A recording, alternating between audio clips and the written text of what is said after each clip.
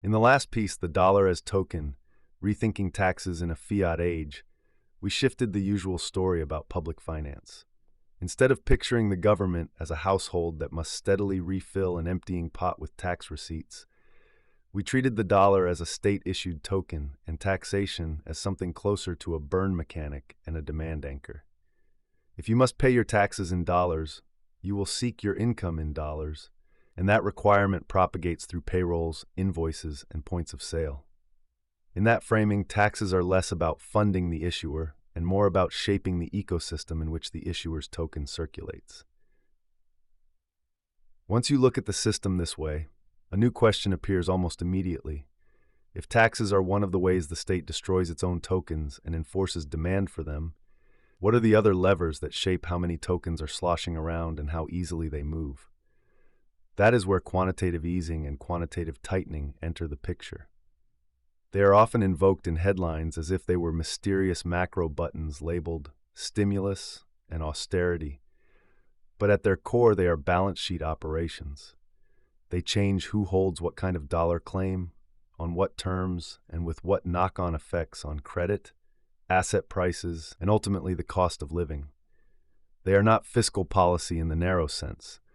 That is, they do not decide how much the government spends into the economy or how much it taxes back out, but they sit alongside fiscal decisions as the main tools for managing the liquidity and pricing of the dollar token once it has been issued. Quantitative easing, what it is and how it works. Quantitative easing is the name given to large-scale asset purchases by the central bank, funded by reserves that the central bank creates for the purpose. In ordinary language, this gets described as money printing, but what actually happens is slightly more precise. The central bank announces that it will buy certain financial assets, typically government bonds and sometimes mortgage-backed securities, from commercial banks and other large financial institutions. Those institutions sell the bonds, and in exchange, their reserve accounts at the central bank are credited.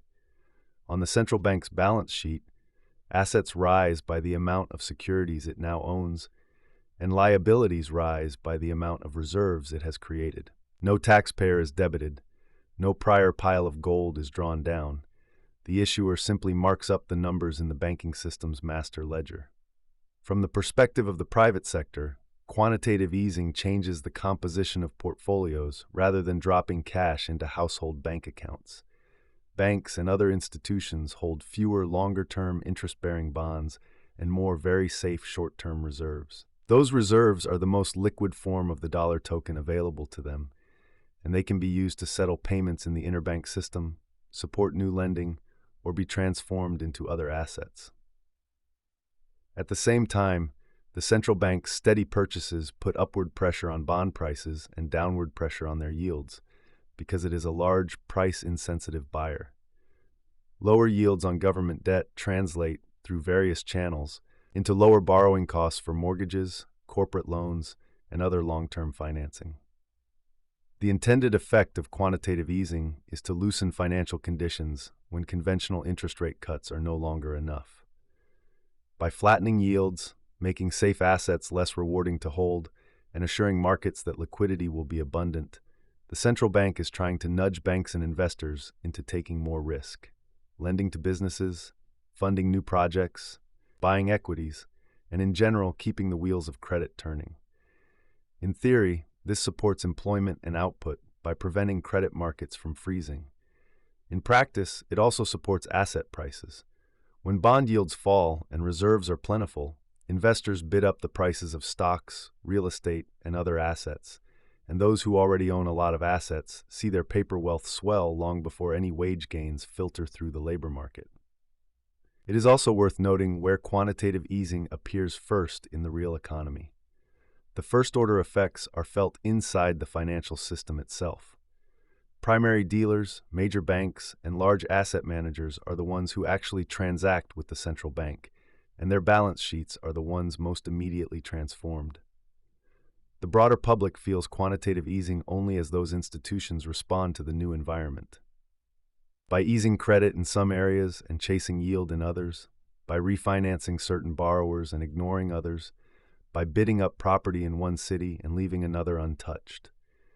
The policy is projected outward through a series of private decisions, not handed directly to households as a check. Quantitative tightening, what it is and how it works. Quantitative tightening is the mirror image of this process, where easing involves the central bank expanding its balance sheet and buying assets with newly created reserves. Tightening involves allowing that balance sheet to shrink, and in some cases, actively selling assets back into the market. When a bond held by the central bank matures, the issuer, usually the Treasury, repays the principal. The central bank can choose not to reinvest those proceeds in new bonds. As it does so, its asset holdings decline. At the same time, the reserve balances that banks held as the corresponding liability on the other side of the central bank's balance sheet also contract. In more active forms of quantitative tightening, the central bank simply sells bonds back to financial institutions, drains reserves from their accounts as payment, and leaves more of the government's debt in private hands. The intended effect here is to tighten financial conditions. As the central bank withdraws from the role of large, price-insensitive buyer, long-term interest rates can drift higher. With fewer reserves in circulation, the interbank system has less ultra-safe liquidity sloshing around, and the implicit subsidy to leverage and risk-taking is reduced. Borrowing becomes more expensive at the margin. Projects that made sense in a world of near-zero yields start to look fragile. Highly indebted firms and households feel a sharper squeeze as refinancing costs increase. The tide that lifted asset valuations under quantitative easing recedes, and in places where the expansion was speculative and extreme, prices can fall significantly and quickly. Quantitative tightening, like easing, also works through portfolio composition. The private sector ends up holding more longer-term government bonds and fewer reserves. This shift matters because reserves are perfect, risk-free settlement balances for banks, while bonds carry duration risk and can fluctuate in price. A banking system that is flush with reserves can weather shocks more easily. One that holds more bonds must be more careful in how it manages its liquidity.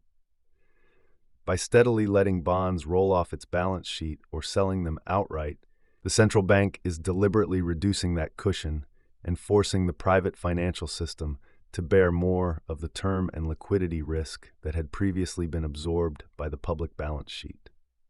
QE, QT, and the liquid supply of cash. Both quantitative easing and tightening are often spoken of as if they were giant on-off switches for the money supply, but it is important to be specific about what they actually move. The dollar is not a single uniform object. It exists as different kinds of claims in different parts of the system. There are reserves held by banks at the central bank, deposits credited to households and firms at commercial banks, government bonds and bills with various maturities, and a long tail of private IOUs. Quantitative easing increases the volume of reserves and decreases the amount of long-term government debt held by the private sector. Quantitative tightening does the opposite. Neither directly creates or destroys the dollar balances in your personal current account on the day the operation is announced. Instead, they rearrange the plumbing through which banks extend credit and settle payments, and they influence the interest rates at which new credit is made available. When these balance sheet operations are combined with fiscal policy, government decisions about how much to spend and tax, the picture becomes clearer. If the Treasury runs a deficit, it spends more tokens into the private sector than it taxes back, and it issues bonds to the private sector as a record of that deficit. If, at the same time, the central bank is conducting quantitative easing, it may buy some of those bonds back from the private sector and replace them with reserves. From the perspective of the consolidated state, the net effect is that more dollar tokens have been created and left in private hands, and some of them sit as deposits and reserves rather than as bond holdings. If quantitative tightening takes place alongside higher taxes or lower spending, the state is both draining deposits and reserves from the private sector through fiscal flows and reshuffling remaining claims into longer-term, interest-bearing instruments with less immediate liquidity. These combinations matter because they decide not only how many net tokens the private sector holds, but also in what form and under what terms they can be deployed. The real-world deployment of these policies is not an abstract exercise. Central banks and treasuries pull these levers in response to crises, booms, and political pressures. After a financial crisis, for example, the central bank may drive interest rates towards zero and initiate large-scale asset purchases to prevent a cascade of defaults, while the fiscal authority may increase spending or cut taxes to cushion households and firms. The result is a surge of new net financial assets into the private sector and an environment in which borrowing is unusually cheap. As the economy stabilizes and inflation pressures build, the same institutions may reverse course, raising interest rates, slowing or reversing asset purchases, and tightening fiscal policy. The apparent technicality of allowing the balance sheet to run off translates in practice into higher mortgage rates, more expensive corporate refinancing, and a shift in sentiment from exuberance to caution. In that sense, quantitative easing and tightening are not independent of the story about the liquid supply of cash. They are one of the main ways in which the state shapes the distribution and liquidity of its own token claims once they have been created. Deficits and surpluses decide how many net tokens the private sector ends up with. QE and QT decide how many of those tokens sit as immediately usable bank reserves, how many are locked up in longer-term bonds, and what price the market demands to transform one form into another through borrowing and lending. Everyday life, cost of living, and taxation as token burn. For the average citizen, all of this central bank plumbing shows up in very immediate ways. When quantitative easing pushes down long-term interest rates, mortgage rates tend to fall, and those with access to credit can lock in cheaper financing for homes. This increased purchasing power can drive up house prices, especially in markets where supply is constrained. Landlords see higher valuations and may raise rents accordingly. Young families trying to buy their first home find that the entry ticket has moved further out of reach, even though their wages have not grown at the same pace. Asset owners feel wealthier on paper, while non-owners see the walls of the asset world rise around them. When the cycle turns and quantitative tightening takes hold, borrowing costs move higher. Adjustable rate mortgages reset at painful levels, credit card interest rates climb, and highly leveraged households feel each decimal point of rate increases as a direct strain on their monthly budget. Employment and wages are similarly filtered through this machinery. In a world of aggressive easing and cheap credit, firms can borrow more easily to expand operations, roll over existing debts, and experiment with new ventures. That environment is more forgiving of mistakes and slow returns, and in aggregate it tends to support higher levels of employment. When conditions tighten, marginal projects are canceled, hiring plans are cut back, and wage growth slows or reverses. A small business whose bank is suddenly more cautious about extending credit may freeze hiring or let staff go. A corporation staring at higher refinancing costs may focus on debt reduction rather than pay rises. A worker may never hear the words quantitative tightening at their performance review, but the macro choice to drain reserves and raise rates is present in the background logic that shapes how generous their employer can afford to be. Savings and pensions are also entangled in this dance. Quantitative easing tends to push up the value of bonds and equities, which improves the funding status of pension funds and lifts the balances of those with investment portfolios. But again, the distribution of who owns those assets is heavily skewed.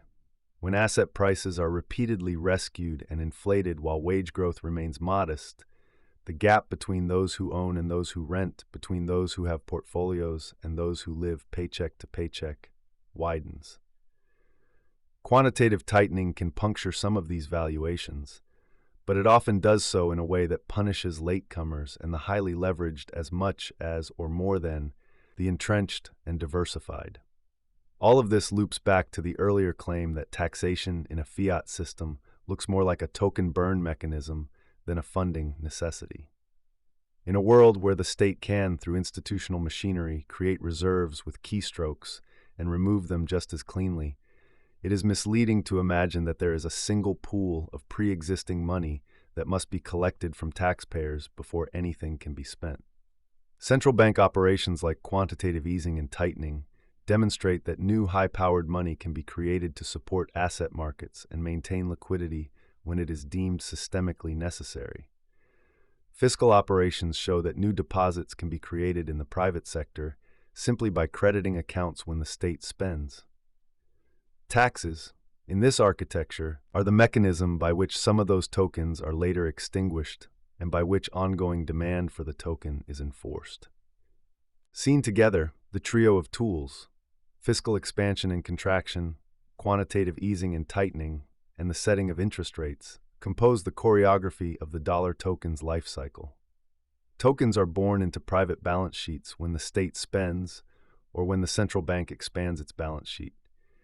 They change shape and liquidity as bonds are swapped for reserves and reserves are drained back into longer-term claims.